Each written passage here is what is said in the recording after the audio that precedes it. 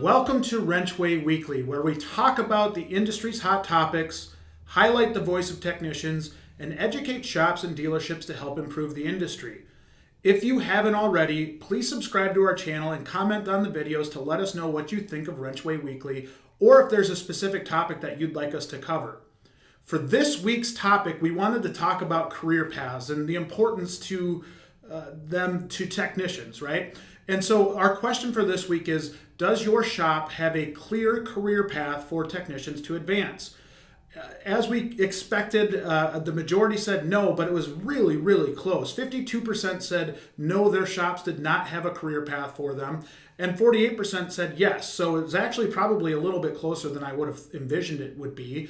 And out of the respondents from our WrenchWay Insiders, the ones that said no had a lot more to say, right? Their comments had a lot more detail than the people that said yes. The people that said yes, not a lot of comments. They just said yes, they do have a career path.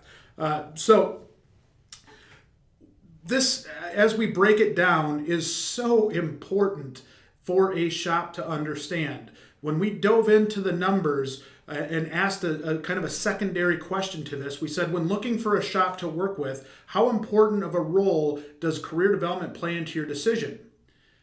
Not sure how many of you would guess this, but 73% said very important. So 3/4 of all respondents said that part was really, really important.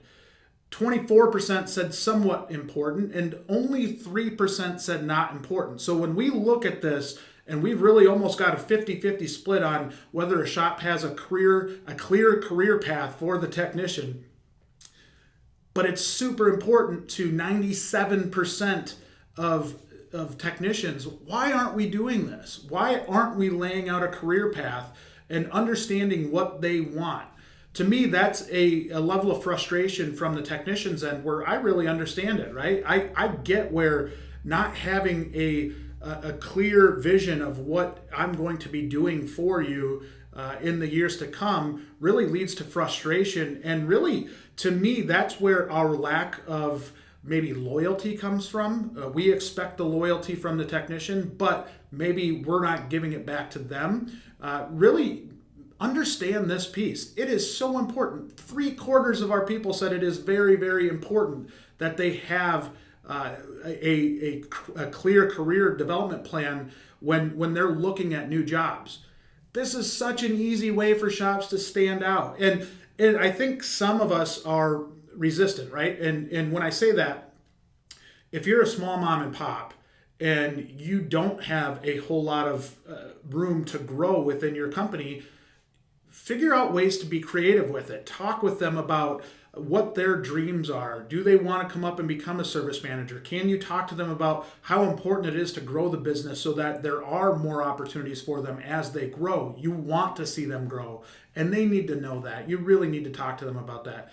Conversely, now, if you're on the other side and you're a big company, sometimes a tech can get lost in the shuffle, right? You're dealing with a lot of people, and it makes it really difficult to have that one-on-one conversation. So super important to do that. And these numbers are not surprising. They are a little bit surprising in how far they were weighted, with 97% saying it was somewhat important or very important. 97% of respondents to our WrenchWay Insiders poll. That's crazy. So we also wanted to kind of dive into what areas of the shop they want to progress to, right? Where do they see themselves going? And this was interesting to me because it really had a split between 3 different categories that were really big. First being management. 28% of respondents to our WrenchWay Insiders poll said that they could see themselves moving into management. If that's the case, that's over 1/4 of respondents that are looking to make that step into management. What are you doing to help them get there, right? Do you even know that they have a desire to go into management? And once you do, are you working with them to put a plan out there? 25% said foreman. So they want to lead the shop. They want to be that go-to person in the shop. I think that's a really cool and enviable role. And that 1/4 of our respondents are saying that they're interested in becoming a foreman. Do you know who those people are?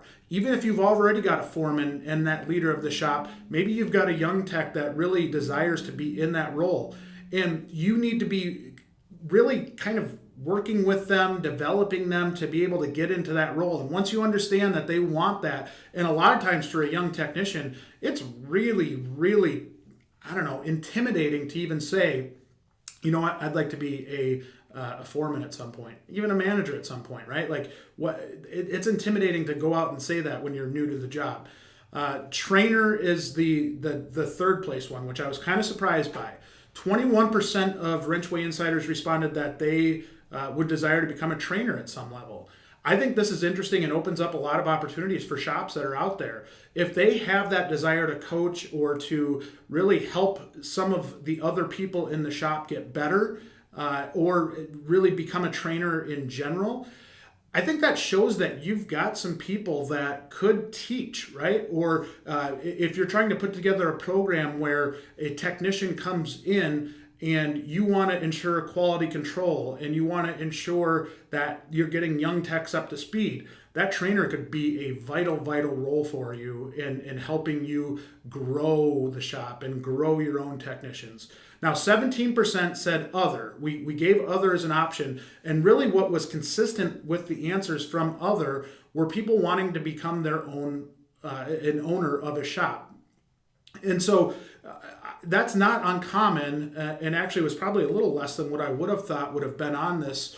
But I've talked to a lot of technicians that want to start their own shop. They're afraid to say anything because they think they'll get fired or kind of blackballed in their career. What my advice to shops would be is to cater that need, right? Really help develop them as business leaders. And it might sound intimidating because I think the common thought is, why am I going to raise the competition, right? So why am I going to put all this training in and have that person go work against me? I think that's kind of the opposite approach of what you should take. And I know it's easy for me to say, but what I think is if you're able to lead that person and help them understand the business side so that one day they are able to go out and start their own business, one, it could provide a business opportunity for you where you could partner with that individual, open a second location, or I think showing interest in growing them as a potential owner is really kind of exciting in terms of, say they go out and start their own shop.